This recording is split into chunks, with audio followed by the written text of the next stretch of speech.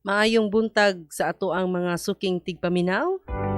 Adlaw na usab nga Lunes, alas 8:12 na sa buntag, February 14, 2022. Happy Hearts Day, everyone. Kamu gihapon nagpaminaw sa 104.7 Malindang Broadcasting Network ug kini ang inyong programa DEPED PAGADIAN, EDUKASYON sa KABATAAN. Kini inyong bus nga higala, Cheryl Gansubin, inyong makauban karong adlaw nga Lunes. Good morning sa ato ang Schools Division Superintendent Sir Danny Cordova. Ingon man usab ang ato ang Assistant Schools Division Superintendent Ma'am Colleen Emoricha. Good morning usab sa ato ang CID Chief Ma'am Josa Peralta. And Ma'am Mil, doon na ba kitay bagong SGOD Chief? Wala pa? Wala pa. Okay. So under the process of choosing pa ang ato ang division, no? But anyway, congratulations sa ato ang mamahimong bagong SGOD Chief Puhon. And good morning usab sa ato ang mga pinalanggang mga magtutudlo. Labi na sa ato ang mga teachers in science kay karong buntaga, doon na kitay lesson, no? Ato ang lesson kay sa science kini siya, wala tay mathematics karon. And good morning po sa ato ang, of course, ato ang target, no, ang ato ang mga ato ang mga learners. Learners nato sa grade unsa ni Ma'am Mel? Grade 9. Okay. So, of course, ato apong tagaan og time si Ma'am Mel, no, nga po. Good morning, Ma'am. Good morning, Ma'am Shi. Good morning, everyone. It's Monday morning. Kung panahon sa ato ang science. And so, suluhon ako rong orasa ang time kay ang panahon kay para sa science kay wala tay partner. So sa tanan naminaw karon sa atong programa DEPED PAGADIAN, Edukasyon sa Kabataan, sa ato ang mga grade 9 students, sa kay sila nga ato ang ginatutukan karon, ang ato ang mga ginikanan, all science teachers, that despite the overwhelming consequences of the pandemic, this global crisis has been an extraordinary time for learning. We are learning how adaptable and resilient educational systems, policymakers, teachers, students, and families can be. That is why we are here to share learnings to you, to our precious students. Ma'am Shi. Yes, ma'am. Okay, ma'am. So, kinsa man na ato ang duha ka buok nga mga teacher broadcasters karong adlaw, ma'am? Sa karon aduna kitay duha ka very dynamic and competent science teachers discussant, Ma'am Shi. We have with us the Master Teacher 1 of Sambusar National High School and the Teacher 3 who is Mr. Lurman Galiza. And then we also have with us the Teacher 3, yes, Miss Kathleen Chris Lumolho.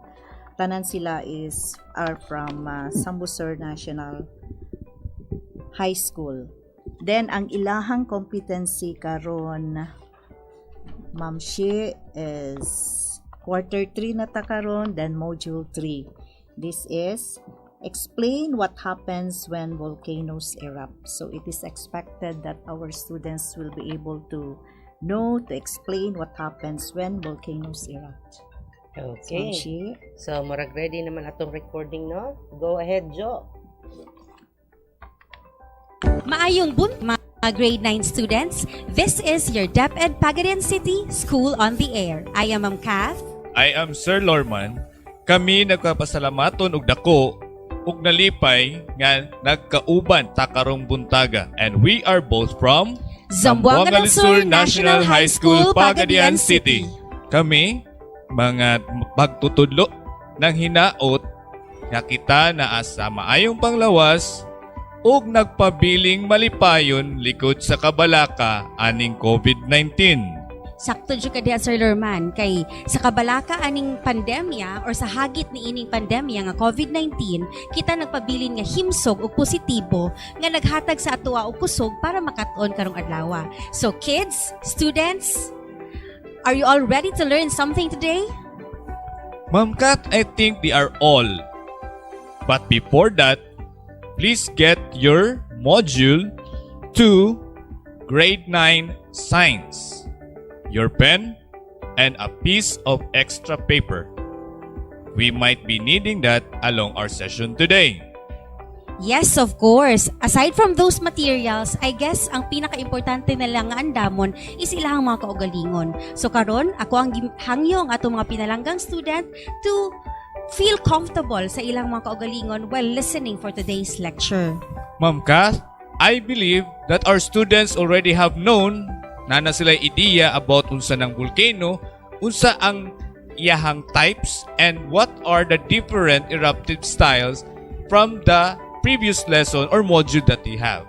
And Ma'am Kat, can you give an example of a volcanic eruption that happened in the Philippines sa atong nasod nga Pilipinas? Sure, sir. Actually, there are many. Because, as we all know, Philippines is home to more than 100 volcanoes. But the recent one was the Taal volcano eruption in Batangas last January 12, 2020. I think bag-ura to Ma'am Kat, di ba? Yes, bago pa kay sir. Very recent, very fresh pagit kay mga panghitabo adtong volcanic eruption. Okay, so sa ako ang hinumduman, last 1991 to, ang pinakainila nga pagbuto sa bulkan, maotong bulkan nga pinatubo, that greatly affects the Zambales, Tarlac, and Pampanga area. Yes, sir. Just like those areas there, katong in Batangas, sa Taal Volcano, it devastated not just Batangas, but the nearby areas as well.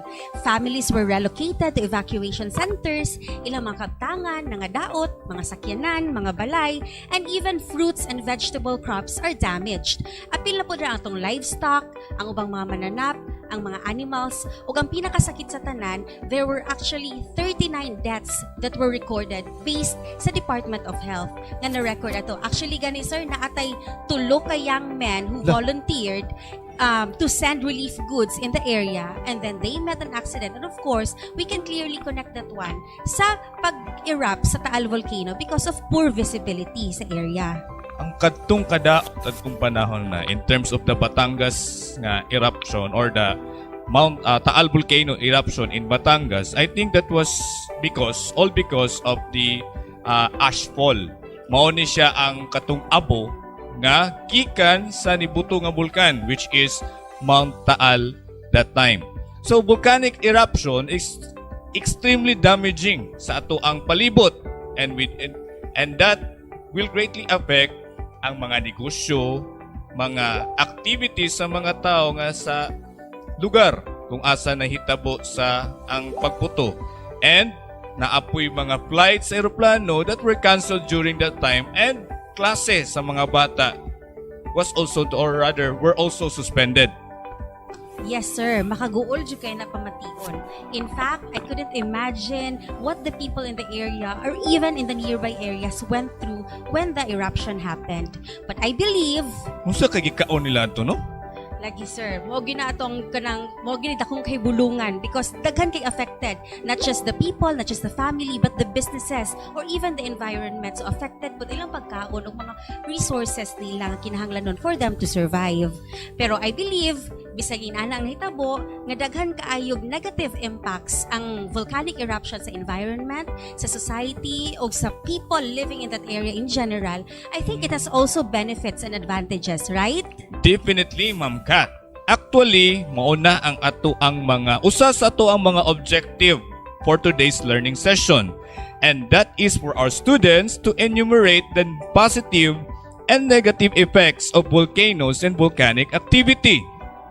And ang ikaduha is to identify and describe ang klase nga energy nga pwede na to ma-utilize from volcanoes, and ang katapusan mauna ang pag-describe nato kung unsa ning geothermal energy as a main or can be tapped para gamiton sa mga tao.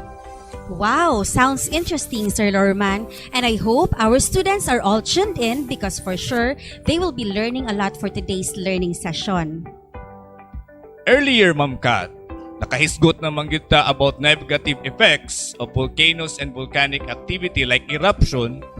So, pwede ta magngalan ba karon ug unsa ang mga positibo na pod? We will not be looking just into the negative. If there would be negative, obviously there would be a counterpart of it as positive nga epekto sa pagbuto sa bulkan. Yes, that is true, sir. In fact, mas ganahan kita maminaw sa mga positibong epekto, di ba? And there are actually many benefits.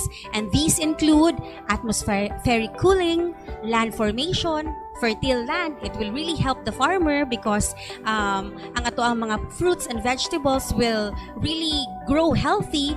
And then, ang volcano pod and other volcanic activities will be a good source of raw materials. And lastly, one of the most important one is we can actually tap energy from volcano. Na ako'y ikadungag diha, Ma'am Kat. Yes, sir. Go! Inig buto sa bulkan, mag-release ni siya og mga gases sa kahanginan. An example of which is sulfur dioxide, carbon monoxide, and carbon dioxide. Inubanan ni siya sa mga dust particles or mga abog nga masagol sa kahanginan inig buto sa usa ka bulkan. And base sa pagtuon sa mga experts, they have found out that ang global temperature o ang temperatura sa tibuok kalibutan, if there is a volcanic eruption, could possibly be lower or cooler for about 2 to 3 degrees. And ang pagkabugnaw sa atoang kalibutan could be related to this shading or the shielding of these ashes coming from solar radiation by most of the particles thrown out gikan sa usa ka bulkan. And this could not last, dili lang ni siya mulungtad sa isa ka adlaw duha, it could last 2 weeks, months, and even years. Wow, that is cool, sir. Sakto kay sir no nga na-explain nimo na nga dapita because it's a common misconception of our students. Because ako nga even if I haven't read this one, I would say that volcanic eruption might be a cause of heating or increase of temperature in the surroundings. Pero however, makapabugnaw din siya because of those materials that you have mentioned that will actually shield the solar radiation that's coming from our sun. So, this time, katong mga gimension ni mga materials nga that were ejected out from a volcano, so specifically lava, the ashes. Okay. So these are actually rich in minerals. Okay. Kanina mga minerals, Sir Lorman, they will provide nutrients for the soil that will eventually lead to higher crop yield. And with that, it will really help our farmers a lot. Maog yun. Sakto yung kadiya, Ma'am Kat. Based sa akong na-research, and if we would try to search it through the internet, if you view a picture of Albay, where Mount Mayon is located, you can easily see how healthy are those plants are or are those crops are. And it could easily be seen, dali kini nato siya maila, pinaagi sa color sa iyahang dahon. And a healthy plant do have a dark green coloration of its leaves. And aside from that, volcano serves as a source of raw materials. Kung sa mga raw materials nga ato ang gina-expect, such as sulfur, copper, o ang usa sa mga paborito sa tanan, which means or equivalent to kabtangan, is gold. And kani siyang mga minerals gikan ni siya sa kailaluman sa yuta and brought to surface by rising magma. And dili lang kay gold and other minerals, one of the expensive minerals and considered nga paborito sa tanang mga kababaihan ang gitawag nato og diamond. Wow, ganahan ko ng paborito sa mga kababaihan, Sir Lorman. Mao gina ampay na sa mga babay ng diamond. Wala pa na ko na paborito, sir. Gusto ko ipaila-ila ko ni mo ng diamond, Sure, sir. kung human sa pandemic, Ma'am Kat, ipaila-ila tika ni Diamond. Go, sige sir. So the list goes on, di ba? Daghan jud kay mga benefits ang mahatag sa atua sa mga volcanoes. And I think as of this moment, our students now can be able to enumerate already the positive and negative effects of volcano and the volcanic activities by answering module 2 or by answering rather activity 2A of page 2 sa ilang mga module. And mubalik ko sir sa ako ang I think nga pinaka-importante nga benefits or benepisyo nga mahatag sa to sa volcano is for us to be able to actually tap energy out from it. And we call that energy geothermal energy. Now Sir Lorman, question ako sir. Oh, sure, Ma'am Kat. Unsa na? Can you elaborate what geothermal energy really is for our students? Okay, thank you Ma'am Kat for giving me the privilege nga ipaila-ila nako sa imuha si geothermal energy. So, scientifically, geothermal energy gikan ni siya sa Griko nga word nga geo means earth or ang kalibutan nato, and thermi which means heat. So sa katibukan pa, kainit nga gikan sa earth or sa ato ang kalibutan.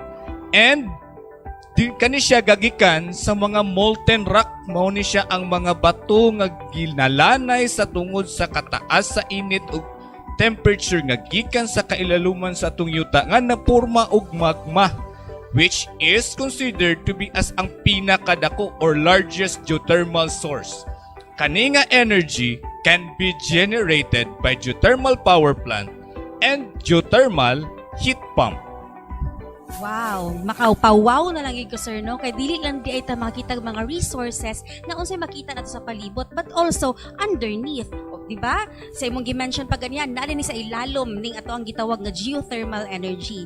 And sakto gina sir. In fact, the presence of hot springs is one of the benefits of having this what we call geothermal energy. It can be used for healing and relaxation. I think daghan kayong gusto maghumul-humol inaani sa mga mainit nga mga hot spring, di ba sir? Oh, pawala sa stress. Yes, because ika nga, it's therapeutic. And also, I have personally observed this one nga, na yung mga maglilungag og itlog. So, it became actually instant cooking pots. Ha? Itlog yun? Yes, so laigag lungag sa imong itlog dito, sir. Di ba, malungag yun. Ay makuyawan man sa taana, Ma'am Kat. Sa Sambuson, Ma'am Kat, naatay lugar nga pwede kalungagan sa atong itlog? Yes, naa, sir. Actually, naatay gitawag nga mainit hot spring within the region og naa ni nahimutang sa Kumalarang, Zamboanga del Sur. Ang nakahinumdum na hinuon ka, Kat, Ma'am Kat. I could recall there was this one field trip that we had way back when I was an undergrad. Nag-field trip mi dito sa Camiguin and I experienced nga the therapeutic ability of this hot springs. And dili lang kay ginagamit ni siya in areas such as the tropical countries, but ang kainit sa ato ang kalibutan were also used sa mabugnaw nga dapit pareha sa akong vacation nga place near the North Pole. Wow, sana all, sir. Sa Canada to, Kat. Wow, sana all na food. Oh, in there, in Canada, I use what we call a natural heater into which ang kainit nga gikan sa yuta mag-pump into the area where it experiences very low temperature. And we can also, actually tap electricity using the geothermal power plant. Sir Lorman, murag interesado lagi kay kuha ng pamaagi sa pagtapog electricity through geothermal power plant ay. How is it even possible, sir? How does a geothermal power plant work? Kanikat mo ginisulbad sa atong problema sa sigig palong siga ani atong suga sa atong lugar.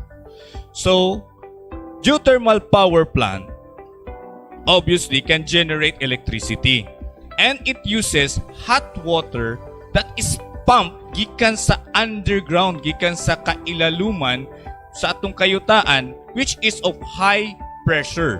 And kaning steam nga parehaan ang gikan sa binukal nga tubig sa ato ang mga takore or sa ato ang mga kettle sa balay Okay, this one will drive now the turbine, which will also be connected to a generator nga siya na karon ang mag-produce og electricity to light up and cool our houses or household. Amazing kay sir. Imagine gikan sa aso mahimong kuryente, 'di ba? So again, another amazing fact ana sir is that geothermal power plant is actually sustainable and renewable. Kay ngano, kanang mga steam or aso nga wala ning gamit or wala nagamit or wala ning adto sa turbine to turn on the turbine, it will pass through a condenser. So kabalo man gitaon sa condenser, it will convert gas into liquid. So atong steam mahimo siya water again, and that water will be returned back or injected back to the earth again for future use. So di ba walay kala sir, renewable gid siya ug sustainable. Sakto. Ug na ako'y ikadungag paana, Ma'am Kat.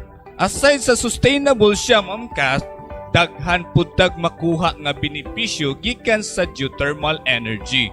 And one of that is ang iyahang pagka-save sa ato ang palibot or sa ato ang environment.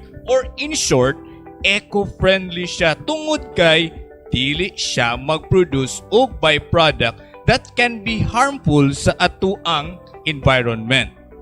Mas maayo gina sir, nindot gina siya sir nga magpalangga kita sa itong environment, because after all, we people or the people living in this earth are actually dependent sa ato ang environment. So manang palanggaon ginato. Ug usab pa pud ana nga maika-share nako sir sa iyang benefit is it is highly reliable kaayo, because ang geothermal power plant na-design ni siya to operate 24 oras. So with that, there is no interruption of power generation since the source is naturally available and abundant. Kay di ba nasulod biya ta sa Pacific Ring of Fire. So nahibaw-an na sa mga estudyante sa ilang mga previous years o even the previous module. Check kadiha, Ma'am Kat. So ako apong idungag nga kaning geothermal power plant is also flexible. It can also be modified. Pwede na siya nato siya ilis-ilisan og design para or to allow additional units to be installed. Depende na karon sa amount of needed electrical energy sa usa ka lugar, either lungsod, syudad, munisipyo or baryo.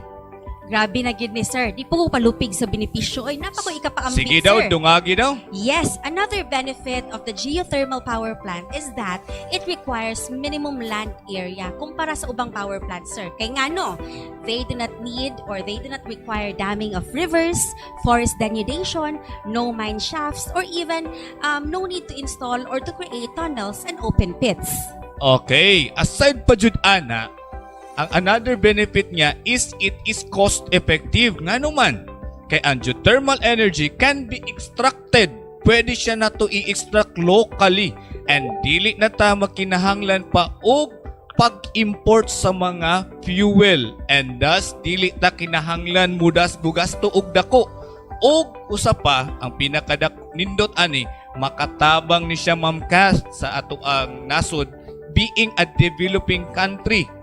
So it uplifts the way of living through the distribution of electricity and ato ang pag-advance sa teknolohiya, Ma'am Kat. Kana sir, nindot po din siya kay tipid gid siya, no? So, imagine daghan gid kay benefits nga makuha nato gikan sa geothermal energy. Pero apan, namagitay apan, as you have mentioned earlier, kung ay benepisyo na may mga disadvantages. Okay. But however, I still believe that those advantages will really outweigh the disadvantages. So, isa kining disadvantage is ang limited accessibility, Sir Norman. Nga naman, Ma'am Kat? Because dili makakabasta-basta tukod sa geothermal plant kung asa ra imong gusto tukuron, di ba? Ay. Di ba? Mao nang kasagara nga na geothermal power plant is those areas that have available natural occurring vents. Mao gani nang kasagara pod nga na geothermal power plant nga lugar are those places that have volcanoes nearby. Ang nakapait pod ana gani usahay Sir Norman kay katong mga cities or even markets nga mo'y nagkinahanglan sa to ang geothermal power plant, layo po siya dito. So dili na siya accessible. So mao gina siya ang isa sa mga disadvantage niya. Then naapog ko ikadungag, Ma'am Kat, sa iyahang disadvantage. Usapod nga i-consider nato as ang financial constraint, because the installation, ang iyang pag-instalar o ang iyang pag-operate sa geothermal power plant is quite high ang pagtaod. But, dili siya garantiya nga ang na-produce niya nga energy gikan adtong power plant, pwede siya makahulip in exchange of to meet the cost of the construction. Yes, mao ginay importante pod nga i-consider, di ba? Kay matud pa sa mga business, dapat maka-ROI gid sila na i-return of investment, sir. Yes. Again, another disadvantage pod, sir, kay na-mention man nimo ganiha, di ba, nga isa sa mga advantages is eco-friendly ang ato ang geothermal power plant. However, yes, that is true. It's actually eco-friendly kay dili siya maga-produce o mga harmful chemicals that will really harm our environment. However, during the installation, pag mag-install mga tag geothermal power plant, we will dig holes. Mag-drill Oo. magita sa earth, sa ilalim sa earth. Sakto. And that drilling of the earth's crust may release toxic gases and minerals that could potentially harm our environment. Definitely, Ma'am Kat. Pero katong mga gases nga na-drill na to, and possibly na-escape into the atmosphere sa sugod pa lang na. But in the process upon the operation of the geothermal power plant, there will be no other harmful gases nga na-emit padulong sa ato ang atmosphere. Yes, that's true, sir. And we have learned a lot from today's learning session. O especially sa ato ang mga estudyante nga naminaw karon. Kung ato ang balikan, ato abang na-meet ang ato ang mga target, Ma'am Kat? Yes, of course. Yes na yes, we gonna, sir. Nga no, because I believe that our students have listened attentively. So, di ba, ganiha, you have mentioned that students will be able to enumerate the negative and positive effects of having volcanoes and other volcanic activities. So, I think nakuha nila to ang ipang mention ganiha nga mga negative effects and positive effects. And also, we have known about geothermal energy and how it can be tapped for human use. Okay, dear students, nagpalampuson kita karon sa pagsabot sa atoang Module 2, Quarter 3, Science 9. So I think you are now ready to answer the part and hope that you will enjoy answering. Yes, that is true. And I would like to take this opportunity po, Sir Lurman, to express my gratitude because Sige. being able to impart knowledge in this kind of medium or sa inaning pamaagi, it's a privilege. And then it may be new. Of course, it is really new to our students. Not just to the students, but to us. But one thing is for sure right here is that this learning modality can really be of big help in maximizing your learning. Diba, students? I think you have learned a lot today. Thank you for listening and for being with us in the entire learning session. This has been your teacher broadcaster, Ma'am Kath. And Sir Lorman, thank you for listening till the next learning session, everyone. Have a great day ahead. Amping sa kanunay. This is DEPED PAGADIAN City School. Maayong Okay, so thank you so much, no? Maokat ko ang ato ang mga banggiitang mga magtutudlo sa Zamboanga del Sur National High School, Sir Lorman Galiza. Okay, and Ma'am Kat. Okay, so the topic was all about volcanic eruption, ma'am. No? Unsa to, ma'am? Results, unsa ba to? Positive and negative effects. Positive and negative effect of volcanic advantage eruption. and disadvantages. So naagay positive o negative effect sa pag-rise pag volcanic eruption, ma'am, no? Naagid, sir. One of it is the kanang due to the lava that came out from the volcano.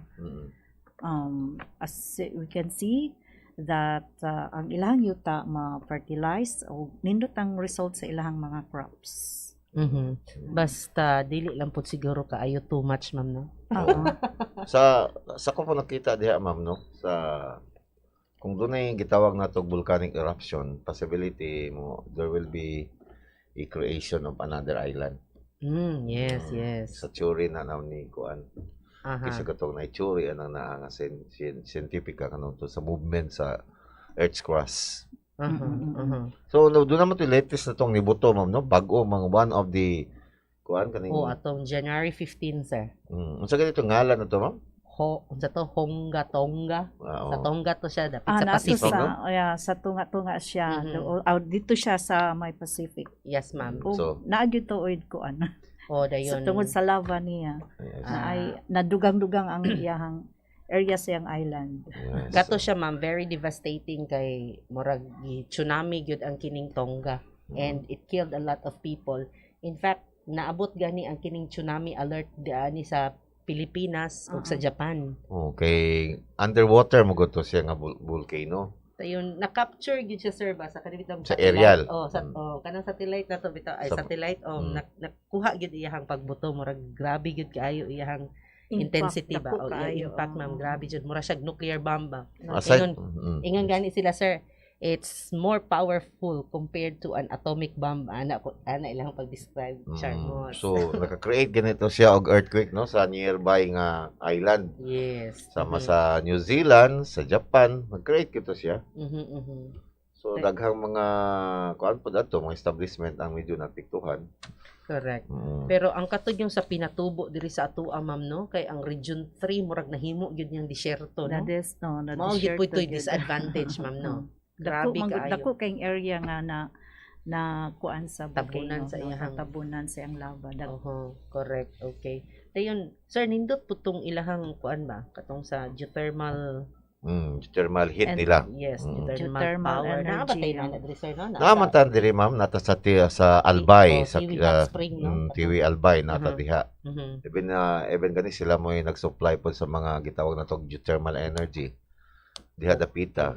Pinagila sang katong mga gipump out nga mga so gitawag na tog thermal in the sense sa vapor ma'am no, sa steam gikan sa ilam sa yuta.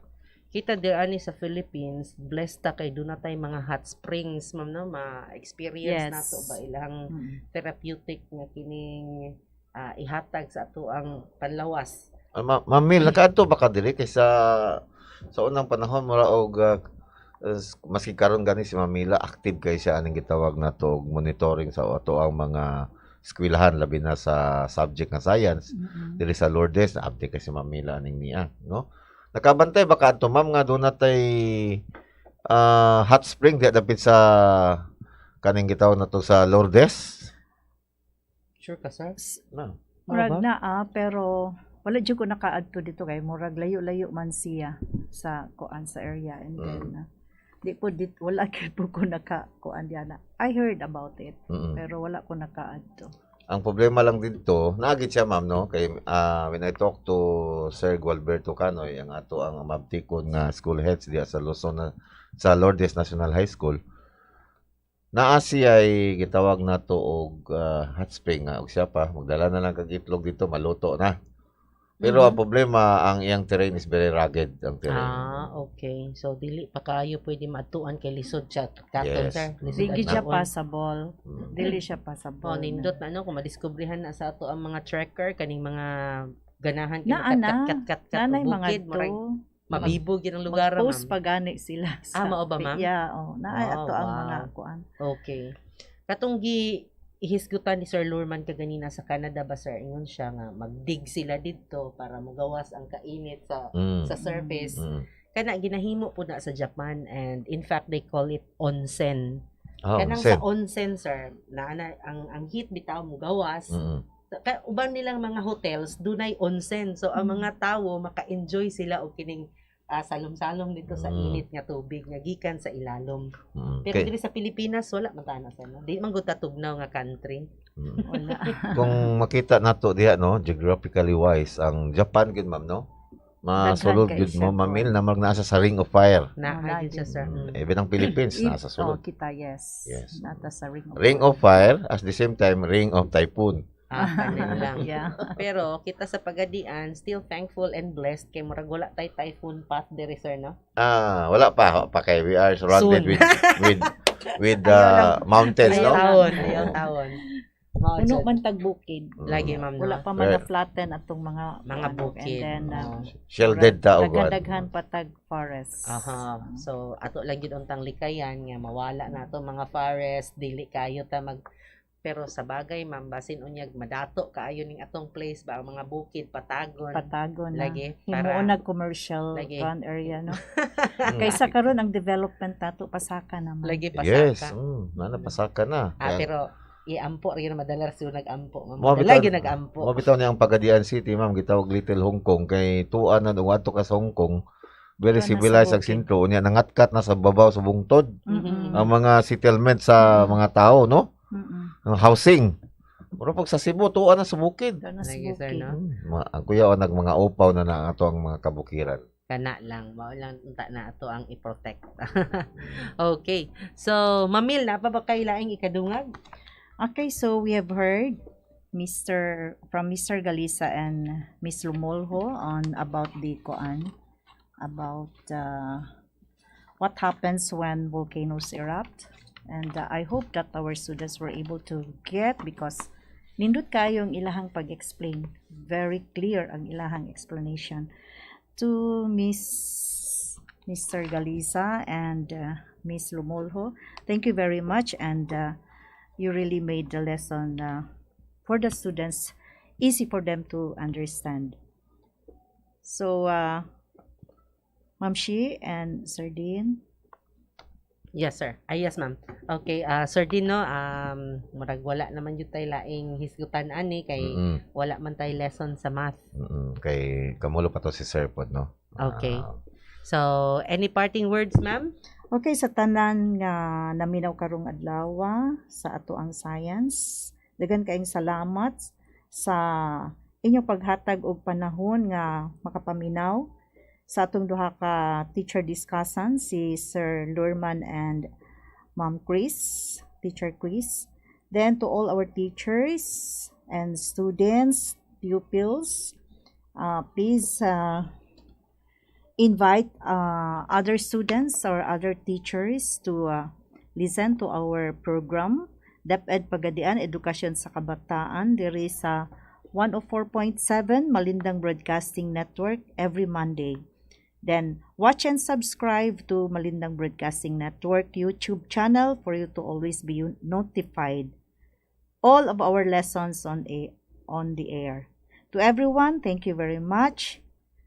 Until next Monday, keep safe and happy Valentine's Day. Yes. Okay, Sir Dean. Happy Valentine's Day dahil sa tanan nga tigpaminaw dinhi sa ato sa kahanginan. Sa sunod na sa higayon sa atong tigpaminaw. Daghang salamat o Happy Valentine's Day to all. Yes, ang ngalan sa ato ang Schools Division Superintendent Sir Danny Cordova, kini ang inyong ubos nga higala Cheryl Gansubin, nagaingong knowledge is power. Maayong buntag.